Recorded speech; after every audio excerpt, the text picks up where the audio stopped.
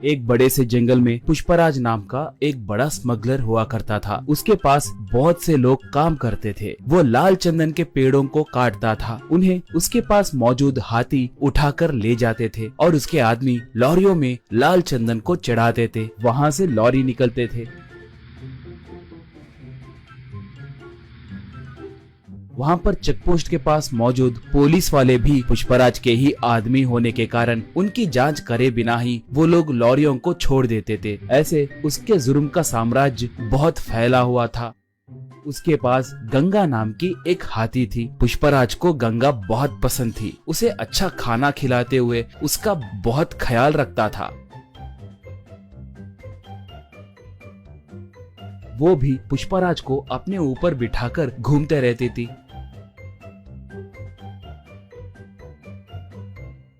पुष्पराज आसपास के गांव में भी बहुत दान करता था।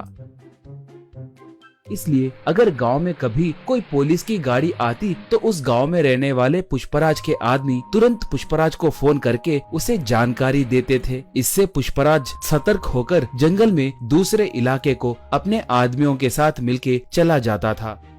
पुलिस वाले आकर वहां पर देखे तो उन्हें कोई नहीं दिखते थे। इससे वो लोग सर पकड़ लेते थे। एक बार उस इलाके को एक नया एसपी आया। उसका नाम शेखावत था। वो बहुत बड़ा रिश्वतखोर और भ्रष्ट ऑफिसर था। वो बहुत बड़ा क्रूर और मूर्ख आदमी था। वो जैसे तैसे पुष्पराज को पकड़ने के लिए देख रहा था। एक बार गलती से गंगा एक घाटी में गिर गई, मगर वो पूरी तरह से घाटी में गिरे बिना नीचे एक बड़े से पत्थर के बीच में फंस गई थी। वो हाथी उसे बचाने के लिए चिंगाड़ने लगी।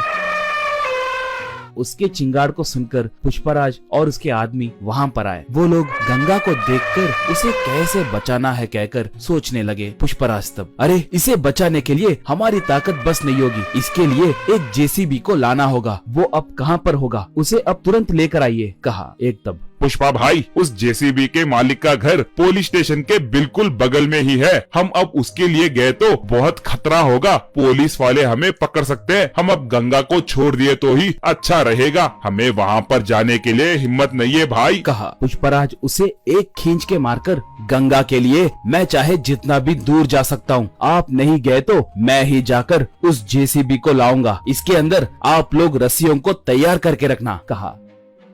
ऐसे वो बाइक को लेकर गांव में आया।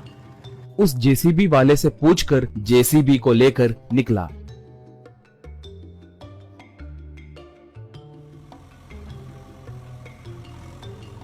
उसे देखकर एक पुलिस इंफॉर्मर शेखावत को फोन करके पूरी बात बताया। बस शेखावत तुरंत अपने जीप में निकला।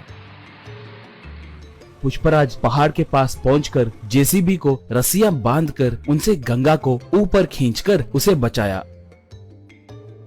गंगा ऊपर आकर खुशी से चिंगाड़ने लगी। पुष्पराज को अपने सूंड से आशीर्वाद दी। इतने में शेखावत वहां पर आकर बंदूक से पुष्पराज पे निशाना साधा।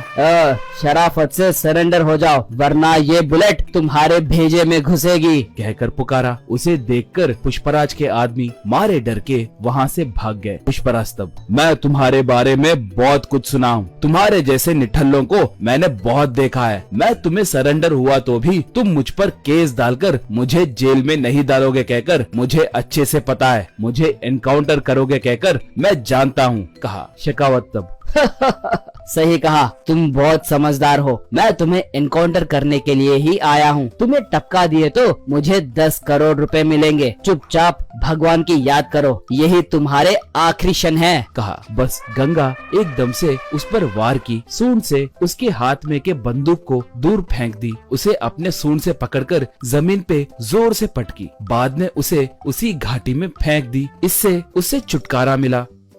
बाद में पुष्पराज गंगा को प्यार से चूमा। उसके ऊपर बैठकर जंगल की ओर निकला पुष्पराज। दोस्तों, आपको ये कहानी पसंद आई तो दया करके हमारे चैनल को सब्सक्राइब कीजिए। उसके साथ साथ वीडियो को लाइक मार के आपके दोस्तों को शेयर भी कीजिए। पुष्पा 2 के लिए कौन कौन इंतजार कर रहा है हमें कमेंट में बताइए। धन्यवाद।